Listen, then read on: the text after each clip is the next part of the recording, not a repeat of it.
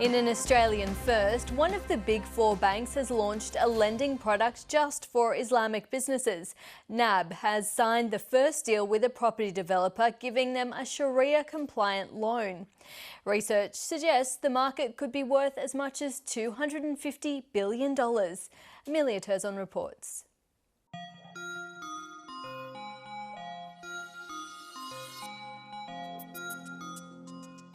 For this Australian family, adhering to faith extends to finance. You can't eat the bacon, you can't have that non-alcohol. The biggest one is interest. Islamic banks or Islam in general tries to avoid that. And that's tough because interest dominates the banking system, including Dolomite savings accounts, which Malika's had since her childhood.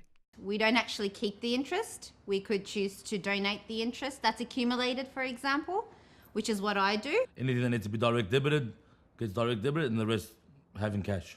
Home loans are more complicated. I've always wanted to go down the path of not using interest. Then the couple heard about Islamic finance.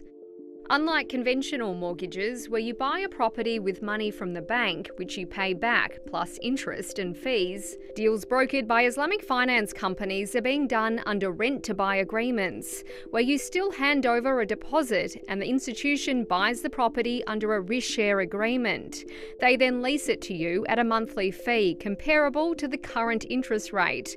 They make a profit until the customer eventually owns the property outright. This is what you're going to do. This is you, that's me. The model is complicated to fit into Australian laws, but it works for Ibrahim and Malika. They've flipped 3 homes using Islamic finance. Now that this is available for us, we're quite happy. Zara and Hala Cercius are also happy. They haven't bought a home yet, but recently they pulled their super out of a major fund into one designed for their beliefs. The funds have to come from a clean source, so that rules out the whole tobacco industry, gambling industry.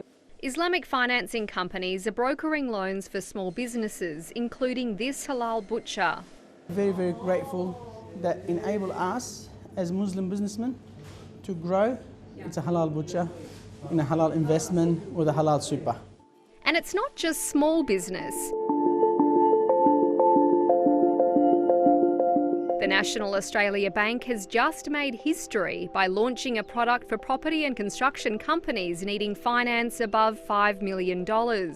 We've worked with global Sharia scholars to develop a lease-to-own type structure, which is called an Ijara Muntayba Tamlik, that fits the Australian context, but at the same time remains true to Islamic principles.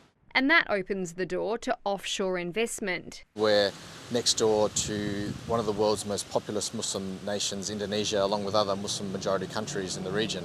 An industry report has found that Islamic finance could be worth $250 billion to Australia's economy. But with only a tiny fraction of the 600,000 Australian Muslims involved, it's clear that the sector is still very niche. The Muslim community, it's not a monolith. It's different views, different backgrounds. I don't think 100% of Muslims are going to jump into Islamic finance.